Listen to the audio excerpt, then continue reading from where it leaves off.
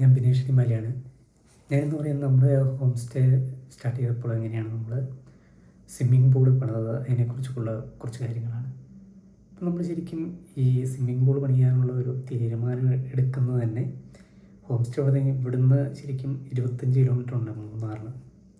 പക്ഷെ നമുക്ക് എറണാകുളത്ത് നിന്ന് വരുമ്പോൾ ഇവിടുന്ന് ഒരു 12 കിലോമീറ്റർ അപ്പുറം മുതൽ ടൂറിസത്തിൻ്റെ ഓരോ കാര്യങ്ങൾ അവിടെ തുടങ്ങുകയാണ്. അഡ്വഞ്ചറായിട്ടുള്ള ടൂറിസം, അതുപോലെ ഫാം വിസിറ്റ്, സ്പൈസസ് ഗാർഡൻസ്, അങ്ങനെയൊക്കെയുള്ള ഒരുപാട് കാര്യങ്ങൾക്ക് കഴിഞ്ഞിട്ടാണ് ഇവിടെ വരുന്നത്. അപ്പോൾ ഇവിടെ സ്റ്റേ ചെയ്യുമോ എന്നുള്ളൊരു ഡൗട്ടാണ് എനിക്കുണ്ടായത്. അപ്പോൾ മൂന്നാറിലേക്ക് മൂന്നാറിന് അവിടെ പോയി താമസിക്കാനാണല്ലോ കൂടുതൽ ഇഷ്ടപ്പെടുന്നതെന്നുള്ളൊരു ചിന്ത മനസ്സിലുണ്ടായിരുന്നു. അപ്പോൾ അങ്ങനെ നമുക്കൊരു സംശയത്തിലാണിത് സ്റ്റാർട്ട് ചെയ്യുന്നത്. ശരിക്കും ഇവിടെ വീട് ഒരു റെൻറ്റിന് കൊടുത്താലോ എന്നൊക്കെ ആലോചിച്ചുകൊണ്ടിരിക്കുന്നപ്പോൾ ഒരു പരീക്ഷണം എന്ന നിലയിൽ ഹോം സ്റ്റേ സ്റ്റാർട്ട് ചെയ്യാൻ തീരുമാനിച്ചു. അപ്പോൾ അതിലേക്ക് കൂടുതൽ ആളുകളെ ആകർഷിക്കുന്ന രീതിയിൽ എന്തെങ്കിലും വ്യത്യസ്തമായിട്ടുള്ള സാധനങ്ങളുണ്ടെങ്കിലാണ് ഇവിടെ ആളുകൾ വരുകയുള്ളൂ എന്നുള്ളൊരു തിരിച്ചറിവിൻ്റെ ഒരു വെളിച്ചത്തിൽ അന്ന് ഈ സ്വിമ്മിംഗ് പൂളിനെ കുറിച്ച് പഠിക്കാൻ തീരുമാനിച്ചു. അങ്ങനെ സ്വിമ്മിംഗ് പൂള് പണിയാൻ തീരുമാനിക്കുക ചെറിയൊരു. അപ്പോൾ അതിനുള്ളൊരു സ്പേസൊക്കെ റെഡിയാക്കി. അപ്പോൾ നമ്മുടെ ആദ്യത്തെ ഒരു ഇതെന്ന് പറഞ്ഞു കഴിഞ്ഞാൽ സ്വിമ്മിംഗ് പൂൾ പണിയുമ്പോൾ വലിയൊരു ബഡ്ജറ്റിലേക്ക് നമുക്ക് പോകാനുള്ളൊരു പേടി കൊണ്ട് നമുക്കൊരു നാച്ചുറലായിട്ടുള്ളൊരു പൂളാണ് നമ്മൾ ഉദ്ദേശിക്കുന്നത്. ഒരു ടാങ്ക് പോലെ കോൺക്രീറ്റ് ടാങ്ക് ഉണ്ടാക്കുക, അതിൻ്റെ ഉള്ളിൽ അത് പ്ലാസ്റ്റർ ചെയ്തിട്ട് ബ്ലൂ കളർ പെയിൻ്റ് ഒക്കെ അടിച്ചിട്ട് വെള്ളം നിറച്ച്. അപ്പോൾ എൻ്റെ തന്നെ ഒരു ഐഡിയക്കുള്ളൊരു ഫിൽട്ടർ സംവിധാനം നമുക്ക് തന്നെ ഉണ്ടാക്കാം. ഒരു വലിയ ടാങ്കിലേക്ക് കരി അതുപോലെ തന്നെ സാൻഡൊക്കെ നിറച്ചിട്ട് വെള്ളം ഇതിൻ്റെ അകത്ത് പമ്പ് ചെയ്ത് അതിൻ്റെ അകത്ത് ഫിൽട്ടർ ചെയ്ത് വരുന്ന വെള്ളം പൂളിലേക്ക് വിട്ട് അങ്ങനെ റൊട്ടേഷനിൽ അത് ഇത് ചെയ്യാം എന്നൊക്കെ ഓർത്താണ് തുടങ്ങുന്നത്. അങ്ങനെ പണി മണ്ണൊക്കെ റെഡിയാക്കി ലെവൽ ചെയ്ത് അളവൊക്കെ വെച്ചിട്ട് കുഴി ഉണ്ടാക്കാം. അങ്ങനെ ഒരു 3/4 ഭാഗത്തോളം വർക്ക് കഴിഞ്ഞപ്പോഴാണ് നമ്മുടെ മുമ്പിലേക്ക് ഒരു പ്രതിസന്ധിയായിട്ട് പാറ തെളിഞ്ഞു വരുന്നത്. ഒരു സൈഡ് മൊത്തം ഇങ്ങനെ പാറ വന്നു. അപ്പോൾ നമ്മൾ ഉദ്ദേശിച്ചൊരു ആഴത്തിലുള്ള കുഴി ആയിട്ടുമില്ല. അപ്പോൾ അവിടെ ഒരു കൺഫ്യൂഷൻ. വീണ്ടും സ്റ്റോപ്പ് ചെയ്താലോ, പൂളെന്ന് പറഞ്ഞ ഐഡിയ നമുക്ക് ക്വിറ്റ് ചെയ്ത് പോയാലോ എന്നൊക്കെ. പക്ഷേ ആ ചിന്തകൾക്കുള്ളിൽ രണ്ടും കൽപ്പിച്ച് പാറ പൊട്ടിക്കാൻ തീരുമാനിച്ചു. ഇവിടെ പാറ ബ്ലാസ്റ്റ് ചെയ്ത് പൊട്ടിക്കാൻ അനുമതിയില്ല ഇടുക്കി ജില്ലയിൽ. അപ്പോൾ നമ്മൾ എന്ത് ചെയ്തു എന്ന് പറഞ്ഞാൽ പാറയിൽ ഹോൾ അടിച്ചിട്ട് ഒരടിക്ക് ഹോൾ അടിച്ചിട്ട് കെമിക്കൽ ഒഴിച്ചിട്ട് തലേദിവസം അതങ്ങനെ ഒഴിച്ചു വയ്ക്കും. പിറ്റേ ദിവസം ആകുമ്പോഴത്തേനും അതൊക്കെ വിരിഞ്ഞ് അത് കെമിക്കലകത്ത് പോയിട്ട് സെറ്റായി കഴിയുമ്പോൾ അത് എക്സ്പാൻഡ് ചെയ്യും എന്നാണ് പറയുന്നത്. അപ്പം അങ്ങനെ അത് പൊട്ടിപ്പോരും. അങ്ങനെ കുറേ പൊട്ടിച്ച് നീക്കി എന്നിട്ടും അതൊരു ഷേപ്പിലേക്ക് എത്തുന്നതിന് മുമ്പ് നമുക്ക് ഉദ്ദേശിച്ചൊരു ബഡ്ജറ്റിനേക്കാളും കൂടുതൽ വരും എന്നുള്ള ഒരു ഇതിൻ്റെ അടിസ്ഥാനത്തിൽ നമ്മൾ എന്ത് ചെയ്തു, അവിടെ വെച്ച് സ്റ്റോപ്പ് ചെയ്തു. എന്നിട്ട് അത്രയും ഭാഗം ചിരിച്ചൊക്കെ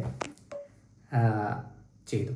ഇങ്ങനെ മുമ്പോട്ട് പോയി സെറ്റ് ചെയ്തു. അപ്പോൾ അതിൻ്റെ പാറ പൊട്ടിക്കുന്നതിൻ്റെ ഭാഗമായിട്ട് സൈഡും മുന്നിലേക്ക് നമ്മൾ ആ ഒരു ഷേപ്പിൽ ചെറിയ വ്യത്യാസങ്ങളൊക്കെ വന്നു. അതൊക്കെ നമുക്ക് കുറച്ച് പണച്ചിലവ് കൂടുതലുണ്ടായിരുന്നു. കോൺക്രീറ്റ് ചെയ്യുന്ന സമയത്ത് എത്ര ഏരിയ കൂടിയൊക്കെ ചെയ്യേണ്ടതായിട്ടൊക്കെ വന്നു. അങ്ങനെ നമ്മൾ അടിയിൽ കോൺക്രീറ്റ് ചെയ്ത് സൈഡ് കമ്പിയൊക്കെ ഇട്ട് സെറ്റാക്കി നമ്മൾ കോൺക്രീറ്റ് ടാങ്ക് നിർമ്മിച്ചു. അത് കഴിഞ്ഞപ്പോൾ നമ്മൾ അതിനെക്കുറിച്ച് കൂടുതൽ ഇത് ചെയ്തിട്ടുള്ള ആളുകളൊക്കെ ആയിട്ട് സംസാരിച്ചതിൻ്റെ അടിസ്ഥാനത്തിൽ ഇത് നമ്മൾ പെയിൻ്റ് അടിച്ച് വയ്ക്കുക എന്ന് പറഞ്ഞാൽ അത് പ്രായോഗികമല്ല. കൂടുതൽ പായൽ പിടിക്കാൻ അത് ക്ലീൻ ചെയ്യാനൊക്കെ ഒരുപാട് ബുദ്ധിമുട്ടുകൾ ഉണ്ട് എന്നുള്ള തിരിച്ചറിവിൻ്റെ അടിസ്ഥാനത്തിൽ വീണ്ടും നമ്മൾ ചേഞ്ച് വരുത്തി. നമ്മൾ ടൈൽ ഒട്ടിക്കാൻ. അപ്പോൾ അന്നേരവും പ്രതിസന്ധി. അന്നേരവും പറയുന്നതെന്ന് പറഞ്ഞു കഴിഞ്ഞാൽ പേപ്പർ ടൈൽ എന്നൊക്കെ പറയുന്നൊരു ടൈപ്പ് ഫ്ലെക്സിബിളായിട്ടുള്ള ചെറിയ ഒരടിയുടെ ഇത് വരുന്ന ഒരു ഇത്. അപ്പോൾ അതൊരു പശ വെച്ചിട്ടാണ്, സിമെൻറ്റും പശയൊക്കെ വെച്ചിട്ടാണ് അത് ഒട്ടിക്കുന്നത്. അതിന് സ്കിൽഡായിട്ടുള്ള ലേബർ ഉണ്ടെങ്കിൽ അത് നടക്കുകയുള്ളൂ. അത്രയുള്ള ആൾക്കാരെ കിട്ടാനുള്ള ബുദ്ധിമുട്ട്. അങ്ങനെ നമ്മളൊരു പ്രതിസന്ധിയിൽ അങ്ങനെ നിൽക്കുന്ന സമയത്താണ് ഞാൻ ഫേസ്ബുക്കിൽ കൂടെ ആണല്ലോ യൂട്യൂബിൽ എവിടെയോ കാണുകയാണ് മറ്റേ വിട്രിഫൈഡ് ടൈലിൽ പൂളിലൊട്ടിക്കുന്ന സൈസ് സാധനം ഇറങ്ങിയിട്ടുണ്ട്. നേരെ കടയിൽ പോയി അന്വേഷിച്ചു. അപ്പോൾ അവർ അതിൻ്റെ മോഡൽ കാണിച്ചു തന്നു. ഒരു ഓർഡർ ചെയ്തിട്ട് നമുക്ക് വരുത്തി. അപ്പോൾ അത് വെച്ചിട്ട് നമ്മൾ ടൈലിട്ടൊക്കെ കഴിഞ്ഞ് കഴിഞ്ഞപ്പോഴാണ് നമ്മൾ ഉദ്ദേശിക്കുന്ന ഒരു ഫിൽട്ടർ സംവിധാനത്തെ കൂടി ഇത് ക്ലീൻ ചെയ്ത് കൊണ്ടുപോകാൻ പാടാണ്. വരുന്ന ഗസ്റ്റുകൾ കൂടുതലും അന്വേഷിക്കുന്നത് ഫിൽട്ടർ സംവിധാനമുണ്ടോ. ഒന്നാമത് അമീബിയ പോലുള്ള പ്രോബ്ലംസൊക്കെ പേപ്പറിലും സോഷ്യൽ മീഡിയയിലൊക്കെ വളരെ വ്യാപകമാണ്. അപ്പോൾ വരുന്നവരെല്ലാം അതൊക്കെ അന്വേഷിക്കും എന്നൊക്കെയുള്ള തിരിച്ചറിവിൽ വീണ്ടും നമ്മൾ പ്ലാൻ ചേഞ്ച് വരുത്തി ഫിൽട്ടർ വയ്ക്കുന്നുണ്ട്. അങ്ങനെ 1-2 ടീമുകളെ സമീപിച്ച് അങ്ങനെ ഒരു ടീം അടിമാലി തന്നെയുള്ള ടീമിനെ നമുക്ക് കണ്ടെത്താൻ കഴിഞ്ഞു. അപ്പോൾ അവർ വന്നിട്ട് എസ്റ്റിമേറ്റൊക്കെ എടുത്തിട്ട് അവരത് ആദ്യം അവരോട് പറഞ്ഞിരുന്നെങ്കിൽ അവർക്ക് പ്ലംബിംഗ് പണിയൊക്കെ വളരെ ഈസി ആയിരുന്നു.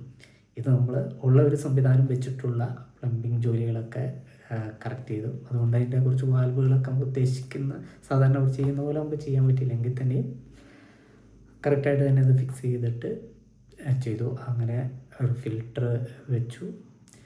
അത് ഒക്കെ കഴിഞ്ഞ് സെറ്റാക്കി. അങ്ങനെ ഒരു 35,000 ലിറ്റർ വെള്ളം കൊള്ളുന്ന ഒരു സ്വിമ്മിംഗ് പൂൾ നമുക്ക് ഉണ്ടാക്കാൻ കഴിയും. അപ്പോൾ ഇനി തുടർന്ന് വരുന്ന വീഡിയോസിൽ നമുക്ക് ഈ പൂളിൽ വെച്ച ഫിൽറ്ററിനെ കുറിച്ചും ഇതെങ്ങനെ ക്ലീൻ ചെയ്യും, അതുപോലെ തന്നെ ക്ലോറിൻ ചെയ്യുന്നത് എങ്ങനെയാണ്, pH നോക്കുന്നത് അങ്ങനെയൊക്കെയുള്ള കാര്യങ്ങളിലേക്ക് പോകാം. Okay, thank you.